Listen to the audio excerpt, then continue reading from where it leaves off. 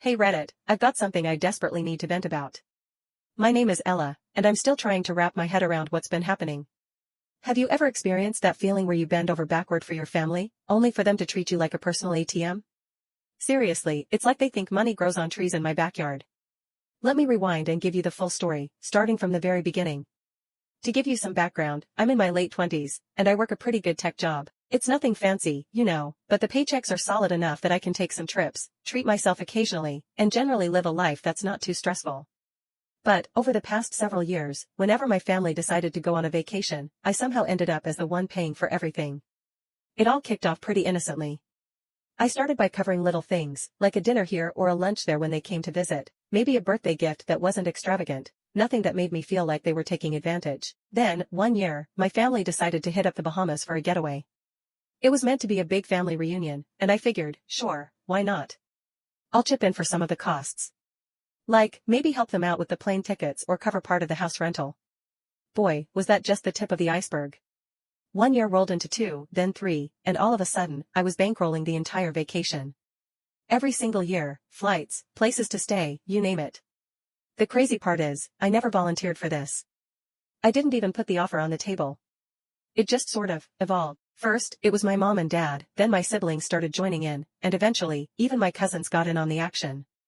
Suddenly, I was the designated travel funder. And don't even get me started on the guilt trips. It was always, Ella, we know you're doing well at your job, you've got the cash. We can't really swing it, and you know how much we value this family time. You don't mind helping out, do you? Every time I felt a bit weird about it, I'd just shove those feelings down. I'd convinced myself it wasn't a huge deal because, hey, family is family, right? But after 5 years of shelling out for everyone's vacations without so much as a simple thank you, I started to feel, well, a bit exploited. The breaking point came when I got a text from my mom one day that I'll never forget. I had just gotten back from a brutal work trip and was crashed on my couch, trying to catch up on some sleep. My phone buzzed, and it was a message from my mom. Hey, honey, we're starting to plan our next vacation. Just wanted to give you a heads up that it's going to be another pricey one, but no worries, your dad and I already discussed it, and we've got it all figured out. She went on and on about how thrilled everyone was and how much they were anticipating the trip. I didn't reply right away. I was exhausted, but something felt off. It didn't sit well with me that they had it covered, yet I was always the one forking over the dough. Then, later that afternoon, I got a group text from my dad. It was one of those family chats where everyone chimes in, and the topic, of course, was the vacation. As usual, they were planning everything out, but this time, the conversation took a turn that I couldn't just brush off. My uncle, who's known for being super blunt, casually typed, Ella won't have a problem paying for this one, too. She's always been our personal money tree. Haha. Now, I don't know what stung more, the fact that he called me a money tree, or the fact that my own parents, just let that comment slide. No reply, no calling him out, zip, zero, nada. The message just hung there, like a massive elephant in the room. They didn't even bat an eye, and here I was, the one who had been funding these trips for years, and this was the gratitude I got. For a minute, I was completely stunned. I reread the message several times, and it hit me like a ton of bricks. They were all in on it. They didn't view me as family, they saw me as a walking, talking bank. It was like a wave of clarity washed over me. My kindness was being totally taken for granted. I didn't reply to the message. I just stared at my phone, my mind going a mile a minute. That's when I decided I was going to let them foot the bill for this vacation themselves. I didn't tell anyone my plan. I didn't even drop any hints. I just stayed quiet, waiting for them to come to me when it was time to book everything. Fast forward to the day the next trip was supposed to be finalized. My mom texted me again, hey, Ella, we're all set for the Bahamas next month. We were thinking of upgrading to a bigger place, and we were wondering if you could help with the extra costs. You know, we really need this time to unwind. The message was loaded with the usual guilt, but this time, I didn't jump to reply. I waited a few hours, and then I did something I never imagined I'd do. I sent them a message. I think it's time you all take care of it yourselves this year. I've been covering the costs for the past few years, and it's time for everyone to contribute. I can't keep doing this. And then, I sat back, waiting. I didn't get an instant reply. I didn't hear from anyone for a while, and that's when things started to get really awkward. The phone calls started pouring in the next day. My mom, my dad, even my siblings. All asking the same thing, what do you mean? Are you serious? You're not going to help? The more they called, the more I realized how deep their sense of entitlement went. Ella, come on, my mom pleaded, we've always been there for you when you needed us. This is family. We can't afford it without your help. I didn't ask you to help me all these years, I shot back, you just assumed, and I let it slide. But I'm over it. The tension was palpable, and I knew it was only going to escalate. But what happened next? Well, that's where things really took a wild turn. The following morning, I received a message that would change everything. The message I got the next morning was from my dad, and it was completely unexpected. It was short, but it hit me like a punch to the gut. Ella, I need you to come over to the house. Your mother and I need to have a word with you. Now, I wasn't exactly jumping for joy at the thought of sitting down with them, especially after everything that had just gone down. But I knew dodging this conversation would only make things worse. So, I drove to their house, my stomach churning with nerves. When I walked in, my mom was sitting at the kitchen table, her arms folded, looking more stern than I'd ever seen her. Dad was pacing back and forth, clearly on edge. Ella, you don't get it, my dad started, we didn't want to hit you up for money again, but this is a different situation. We've always had your back, and now it's your turn to have ours. I could feel my heart pounding. I've been helping you out for years. I can't even count how many times I've paid for plane tickets, trips, and houses, but I can't keep doing it. It's not right. Mom chimed in, you've always been the one with the funds, Ella. Why are you acting so stubborn? We've always done this as a unit. This is just a small bit of help, a tiny favor for the family. Why are you blowing this out of proportion? Her words stung, but I kept my cool. It's not just a little help anymore. It's always me, and I'm exhausted from it. You're our daughter. You should be eager to help us. You owe us, Dad suddenly snapped, his voice getting louder. The word "owe" made my blood boil. I don't owe anyone a thing, I said, trying to maintain my composure. I've helped because I wanted to, but that's not the same as being taken advantage of. My mom's eyes narrowed, and she stood up from the table, walking toward me. So, you're saying you won't help your family when we're in need? After everything we've done for you, you're just going to turn your back on us? Her voice cracked, and I could see she was trying to lay on the guilt, but I wasn't buying it anymore. No, I'm not abandoning you. I'm simply saying no. You all can manage it on your own this time. For a moment, the room fell silent. I could feel the tension thickening, but I wasn't going to back down. Then, my dad, his face red with anger, slammed his fist on the table. You ungrateful little brat. We raised you to be better than this. What happened to the Ella who cared about her family? He shouted. My mom immediately jumped in, trying to reinforce his words. This is the thanks we get for supporting you all these years? I stood there, my heart pounding. I was completely done. I had been walking on eggshells for far too long, doing things just to keep the peace. But this was it. It wasn't just about the money, it was the way they perceived me, not as their daughter, but as their personal financial safety net. I turned to leave, but as I reached for the door, my dad stopped me. Ella, if you walk out that door right now, don't even think about coming back. We're finished. I didn't utter a word. I just walked out. The next few days were, to put it mildly, interesting. My phone was blowing up with texts and calls from my parents, my siblings, even some distant relatives I hadn't heard from in ages. But this time, it wasn't just about the vacation, it was about everything I'd ever done for them. My oldest brother, Mark, called me first. Ella, what the heck is going on? Why are you being such a drama queen about this? We've always helped each other out. I snapped back, yeah, always me helping out. I've had enough. Mark sighed, this isn't like you. What's the real issue? Why are you acting this way? I wasn't going to let him manipulate me into thinking I was wrong, so I laid it all out. The real issue is that every time we go on a trip, I end up footing the entire bill.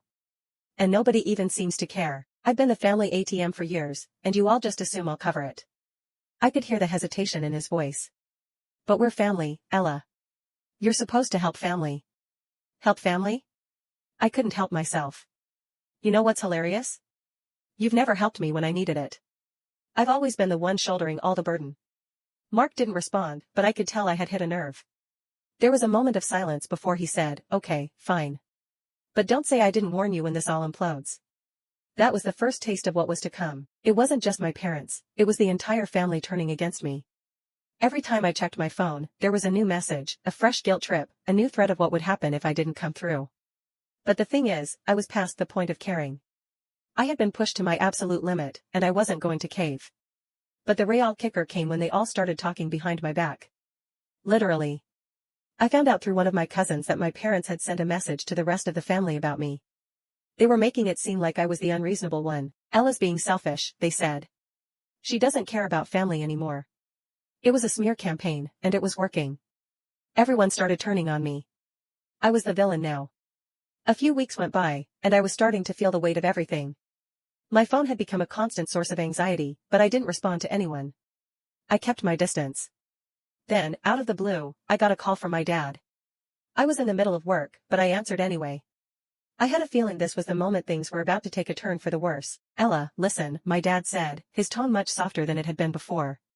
"I'm sorry. Your mom and we've been doing some thinking. Maybe we pushed too hard. Maybe we haven't appreciated everything you've done."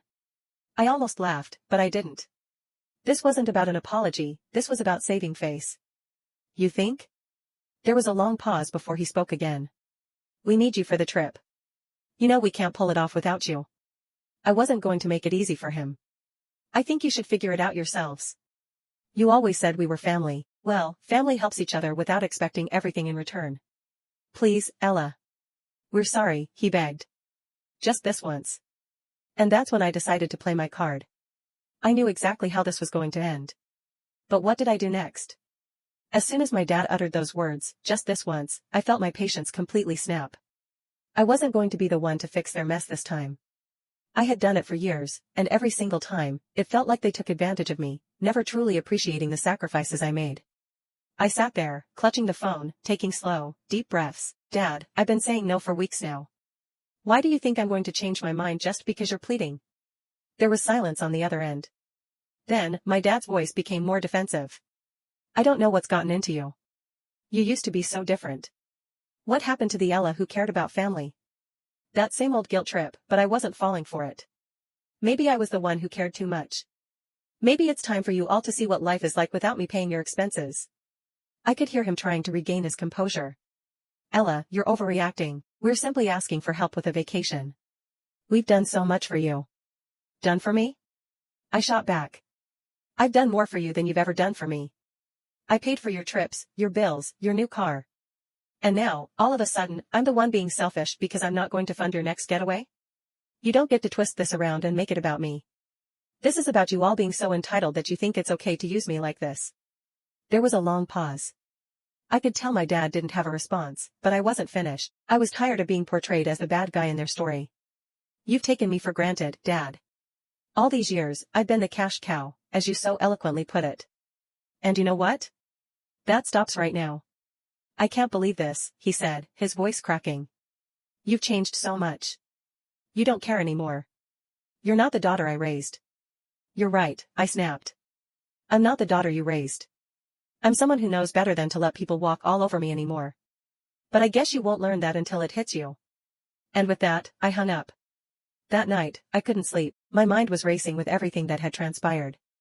The constant phone calls, the guilt trips, the barrage of angry messages from my relatives. It felt like they were all turning on me, calling me selfish, saying I was throwing away years of family loyalty. It was suffocating, and I was starting to feel completely isolated. The next morning, I received a text from my mom. It was a simple, yet telling one. "Ella, you've hurt us. We've been trying to make things right, but you're pushing us away. Is money really more important than family?" I sat there, staring at the message for a long time. I could feel my anger bubbling up again. Money wasn't the issue. It was the manipulation, the constant using of me, the never-ending assumption that I was always going to be their solution to everything. I wanted to respond, but I decided to wait. I had to think this through carefully. I needed them to understand the gravity of what they were doing, and I needed them to realize they couldn't always depend on me to bail them out. A few days later, my parents sent me a message, one that was different from the others. It was an invitation to their house. They said they wanted to talk and make things right. I knew what this was, another attempt at manipulation. I felt a sense of resolve within me. They thought they could just reel me back in with a few empty words. They didn't know that this time, I was going to make sure they felt the consequences of their actions. I showed up at their house, but I wasn't prepared for what happened next. My dad opened the door, and before I could even say a word, he stepped aside to let me in. "Ella, we've been doing a lot of thinking," he began. "We've been too harsh with you. And we just wanted to say, we're truly sorry. We didn't intend to make you feel like a walking, talking ATM." I had to suppress a laugh. He was trying so hard to sound genuine, but I could see right through the act. "You know, that's pretty funny," I said, my voice calm, almost eerily so. I've been saying no for weeks now, and suddenly, you're sorry? You're really trying to pull the wool over my eyes with this, aren't you? Ella, we mean it, my mom chimed in. Well, we were wrong. We just didn't realize how much of a burden you were carrying. Oh, you didn't? I asked, raising an eyebrow. Because for years, I've been telling you how much I'm doing. But you all only ever saw me as the one who could fix everything, the solution to all your problems. There was an uncomfortable silence. My parents shifted awkwardly in their seats, but I wasn't done yet. I had something planned, something they would never see coming. I've been giving your trip some thought, I continued, leaning forward. And you know what? I've decided I'm not going to pay for it. But here's the kicker, I paused, watching them both intently. I could see the panic rising in their eyes. They were finally starting to realize they weren't going to win me over with a quick apology. You can't afford it. I'm not coming to your rescue this time. You'll have to find another way to make it happen. I've already made up my mind, I'm done being your safety net. I stood up, and just as I was about to leave, my dad, looking utterly defeated, spoke. Ella, please don't do this. I didn't say another word. I walked out, feeling a strange sense of satisfaction, but I knew this wasn't over. They had no idea what I was about to do next. I didn't say another word. I walked out, feeling a strange sense of satisfaction, but I knew this wasn't over. They had no idea what I was about to do next. For the next few days, I let the silence hang heavy between us. My parents sent me messages, of course, but I didn't bother reading them. They were all the same, pleas for me to come back, to forgive them, to be the family member I once was. Honestly, it felt good to finally not respond. To not feel like I owed them an explanation. But what I didn't anticipate was what happened next. One evening, about a week after the confrontation, I was sitting at home, scrolling through some emails, when I got a call from my dad. I stared at the phone, hesitation in my chest. Part of me wanted to just let it ring out, but another part, a part one couldn't ignore, knew this was the moment. The moment where things would either completely shatter or take a drastically different turn. I answered. Ella, my dad said, his voice trembling just enough to make me pause. We need to talk. Seriously. About what? I replied, trying to keep my tone as level as possible, even though my heart was racing. You know, I'm sorry for what happened, but we've been talking. Your mother and we can't just sit back and let you throw everything away like this. You're part of this family. You owe us. His voice had that familiar edge to it, that one that always tried to make me feel guilty, like I was the one causing all the problems. I almost laughed, but I bit it back. I don't owe you anything.